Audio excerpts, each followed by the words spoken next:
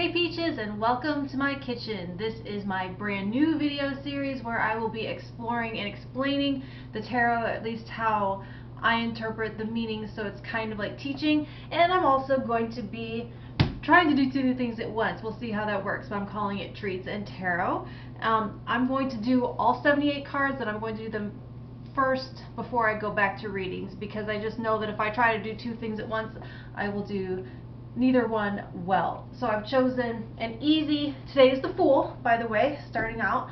I've chosen something simple just to see if I can even do two things at once. I have not practiced, as is perfect to go with the Fool energy, but I am making a pear Fool, which I guess is a British thing. It's like a cream and fruit thing, and by putting it in a crust, it becomes a tart. So it's a Fool tart, a pear, cinnamon pear Fool tart.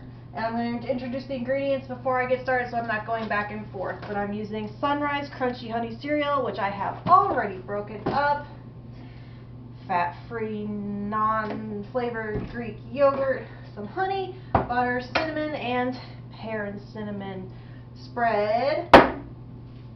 Alright, so here we go. Let's see how this works. I am just being the Fool. It's very meta, so first I need a bowl, not my pan.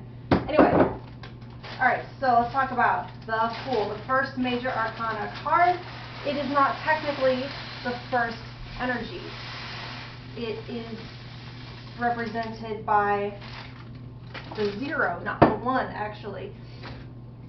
So it is like the void into which the Big Bang spills its contents, if you will. It's what do they say? In the beginning there was chaos, so it is timeless and dimensionless and blissfully unaware. I'm going to turn my heat down. I'm hot. I'm sorry.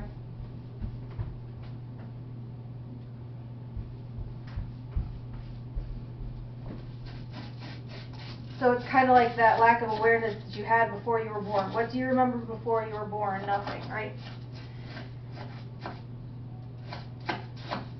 Yes, I've washed my hands. So it can be, I hope I can get all this butter integrated before I run out of things to say. So it's like the tabula rasa, how they speak on the infant's brain, the blank slate or the empty stage. The yellow of the traditional card here, I forgot to show you. I was going to show you this at the very beginning. This is the card we're talking about. Let's see, get it to focus, kind of, maybe, there. Alright, so the yellow in this traditional card, it reminds me of the solar plexus chakra, the seat of your will and identity. And so it's hearkening back to the time where that's all that you were, the twinkle in your father's eye, as they say. Adam and Eve, before they were unaware that they were naked. So I only know this from Bill and Ted. Alright, I'm not going to lie, I made notes. Just because I had a lot I wanted to say, I didn't want to forget anything. So I'm not going to pretend like I'm not looking at my notes. But I think it was, I only know this from Bill and Ted, but I think Socrates said something about true wisdom being, what is it? Knowing that you know nothing. So that's where one might label this energy the Fool, because of its lack of awareness of what it does not know. It is pure perception and free from judgment. I'm starting to stress about my crust here not coming together. I didn't soften the butter enough. Anyways.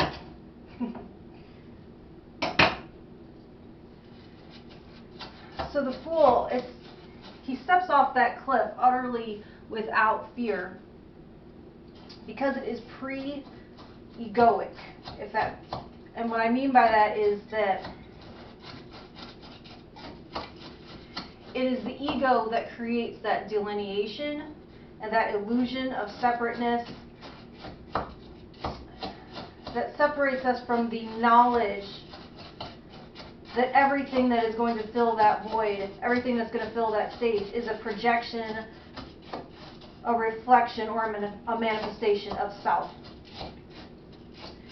And the ego is what moves us further and further from that singularity, like the universe expanding from the Big Bang. So it's both pre-egoic and post-egoic, meaning after the cleansing process outlined in the Tibetan Book of the Dead, or in the devouring process in the Egyptian duat, or Christian judgment, if you will, where that which is base and no longer needed is separated from the soul or the pure part or whatever, however you want to. And it is prepared and cleansed to go around again and reborn.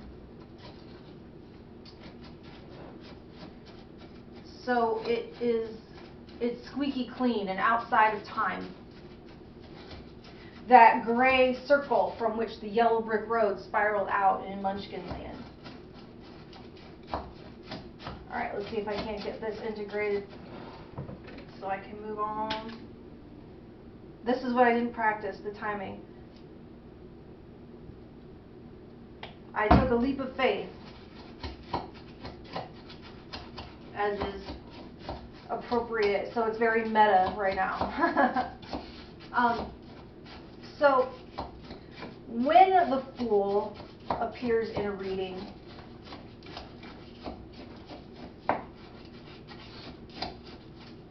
it is a call to surrender expectations,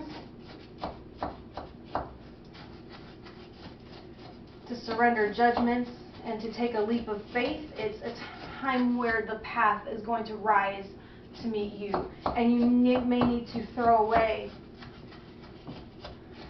out everything you know and be willing to start totally from scratch.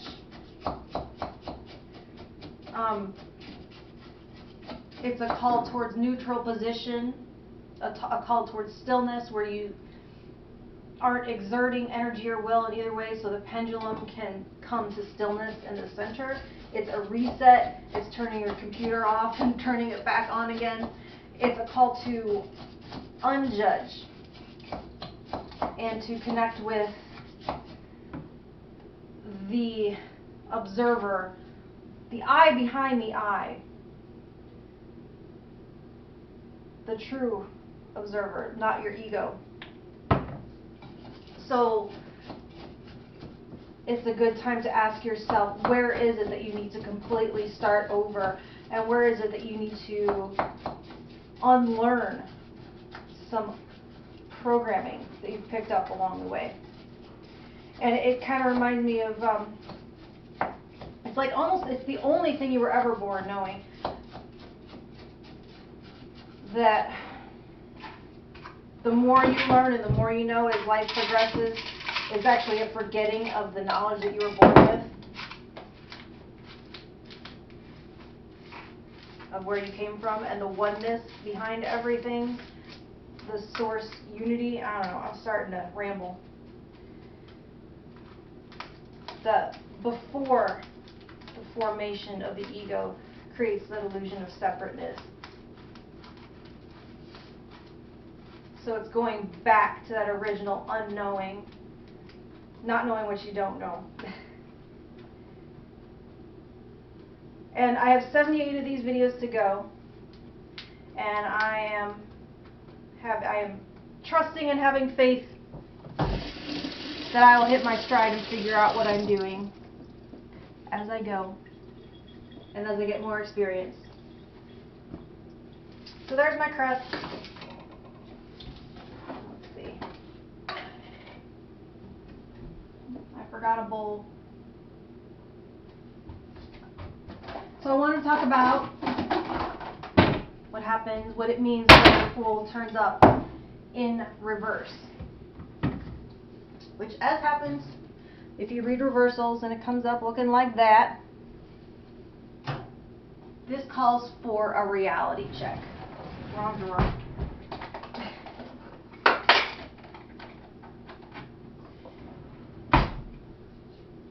it calls you back to the present when you may be overwhelmed and wanting to give up and trash a project when it's really one that you are meant to stay the course on.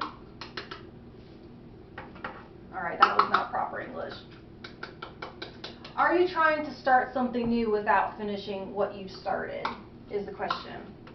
How are you trying to spiritually bypass? How are you buying into the myth of the thing that the rapture promises, the rebirth without the pain of dissolution and death? Where might you be displaying a lack of self-awareness that is not serving the situation? Oh, that's not what I want with this. Are you afraid of the silence and the emptiness because that's where your power lies? Your power of creation and destruction lies in silence and in void. And many people are too afraid of that silence and that void to tap into their powers of creation. And they're afraid of how powerful and destructive they could be.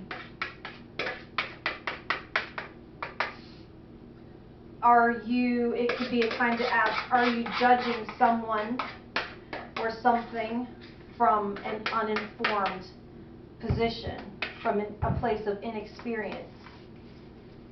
Or are you judging yourself for actions that you made for things that you could not have foreseen, for doing the best you could with the information you had at the time, and holding yourself responsible for something that you couldn't have known? Are you limiting your experience? I forgot. I also have air fryer pears, cinnamon pears that I already did. So I'm going to lay these down.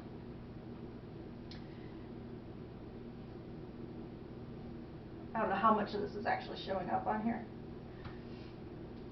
Are you limiting your experience with rigid expectations?